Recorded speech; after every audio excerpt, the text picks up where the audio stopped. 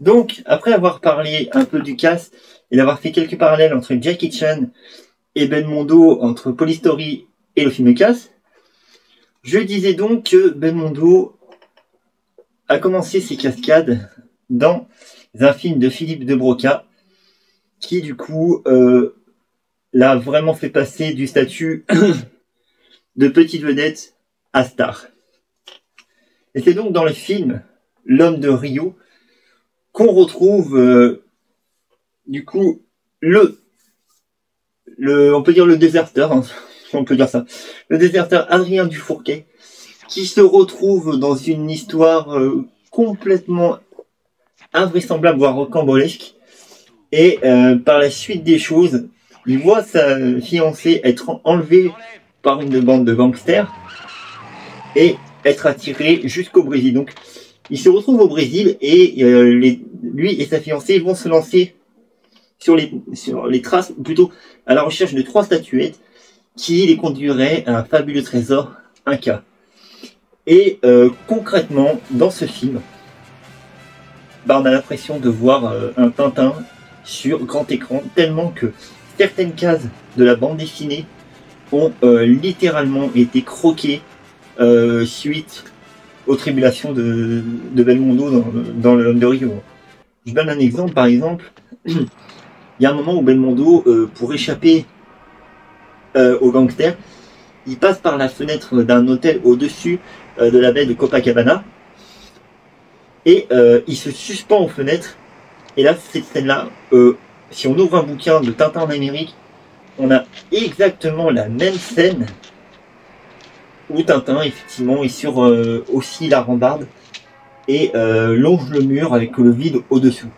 Et on peut même faire un autre parallèle avec cette fameuse scène où Belmondo risque sa vie au-dessus du vide. Il y a également dans le film La mort aux trousses d'Alfred Hitchcock une scène identique d'ailleurs avec Gary Grant qui, pour échapper au FBI et pour aller sauver Eva Marison qui est en danger de mort au Mont Rochemort, va du coup passer par une fenêtre aussi et longer le mur d'un immeuble qui est un hôpital donc. Et on est pareil sur la même scène, on a les mêmes mouvements, la même image, c'est filmé exactement pareil. Donc c'est intéressant de faire tous ces parallèles. Et c'est vrai que bon, Hitchcock par contre a été aussi un peu en avance sur son temps dans le film d'espionnage et le film d'aventure, puisque ça a été tourné dans les années 50, La mort aux trousses. Donc ça c'est un petit parallèle. Mais effectivement, Belmondo dans L'homme de Rio, bah oui, c'est clairement Tintin. Hein.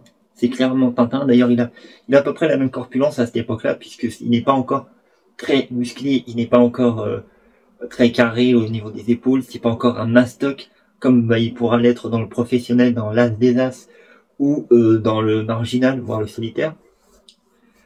Là, du coup, on a vraiment un Belmondo très frêle, mais très athlétique, assez bondissant, comme un fauve d'ailleurs. Et il y a plusieurs scènes dans ce film qui sont mais totalement invraisemblables, et je pense que même si Tom Cruise aujourd'hui est un super acteur, ce qui a été fait avant, je peux dire que là c'était déjà une belle performance pour l'époque. Et on a des scènes effectivement où déjà à Brasilia, cette fameuse scène où Belmondo risque sa vie au-dessus d'un immeuble en construction, le câble lâche, on a tous vu cette scène. Et il doit tirer de toutes ses forces avec ses bras du coup sur l'élastique sur le fil de fer pour essayer de se sauver, puisque la nacelle qui est accrochée à ses pieds tombe et il est quasiment à bout de force, il risque de tomber. Et heureusement, grâce à Gilles Delamarre et le producteur et le réalisateur, excusez-moi, Philippe de Broca, il arrive à se sauver, échappant à une scène tragique, puisque le tournage aurait vraiment pu se terminer de façon plus difficile pour Belmondo, et heureusement on a échappé au pire.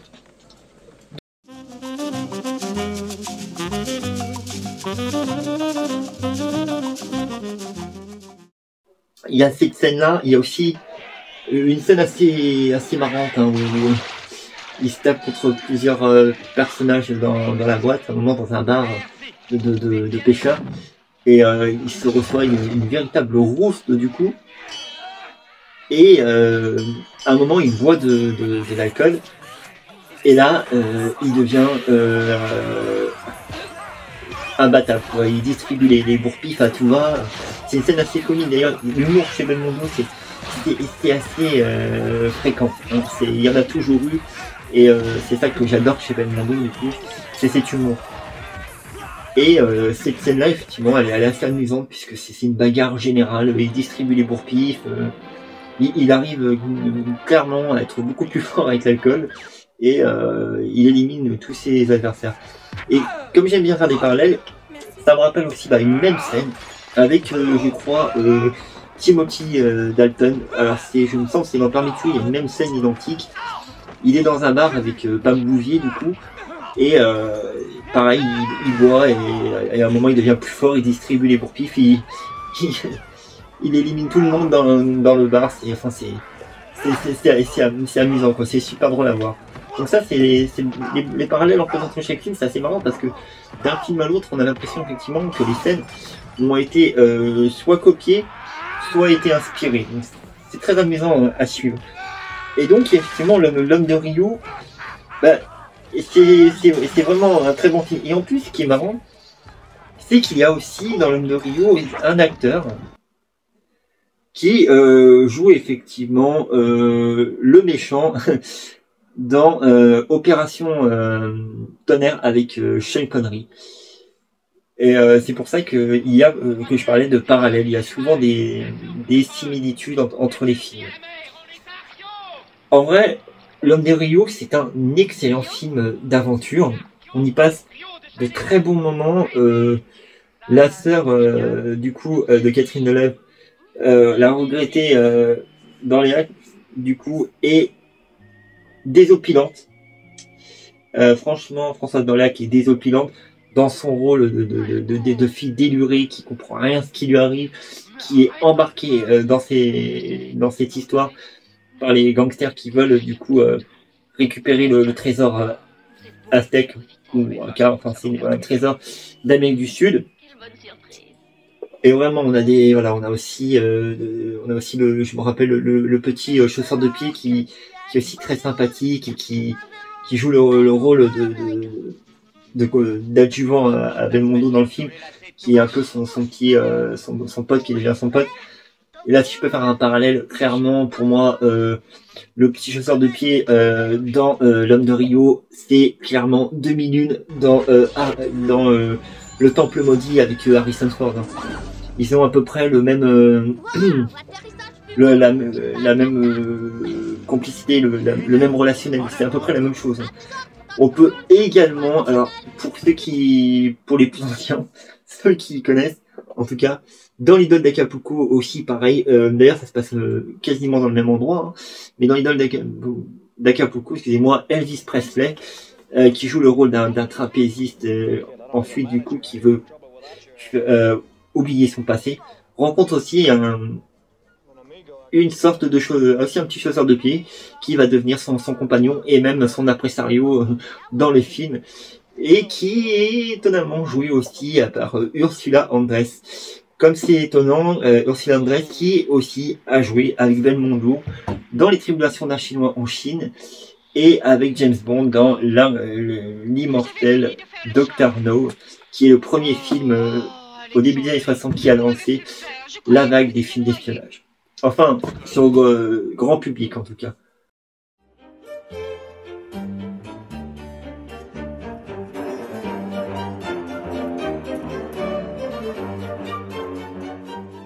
Comme vous voyez, c'est assez dense de parler de Belmondo, c'est même difficile de vraiment cibler tout ce qu'on peut dire sur Belmondo. Mais là, je voulais commencer cette première vidéo en parlant effectivement du début de Belmondo avec ses cascades, avec son influence sur les acteurs et son héritage, ce qu'il a laissé justement à ses acteurs, comme je disais, comme Jackie Chan, Aujourd'hui, Tom Cruise qui fait toutes ces cascades, même qui des fois relève des défis, voire surréalistes, je pense qu'il a même élevé le niveau des cascades à un niveau qu'on n'avait jamais vu auparavant. Je crois que même là, il est à son paroxysme. On se demande ce qu'il va faire dans les prochains numéros de Mission Impossible, vu qu'avec lui, tout devient possible pour la blague. Mais honnêtement, franchement, Belmondo est un véritable casse-cou. C'est un trompe-la-mort, puisque dans tous ses films, il a montré une véritable résistance. Et je vous parlerai d'autres choses sur Belmondo dans une prochaine vidéo. J'espère qu'en tout cas celle-ci vous a plu. Comme j'ai dit, c'est très difficile de sélectionner certaines facettes de la vie de Belmondo. Il y a pas mal de choses à dire. Et quand on parle des films, il arrive, comme je dis, de faire énormément de parallèles, comme on a pu le voir entre le casse, comme on a vu avec l'homme de Rio, le professionnel pour les courses-poursuites. Enfin, il y a énormément de choses à dire. Et je vous en parlerai dans une prochaine vidéo. À bientôt!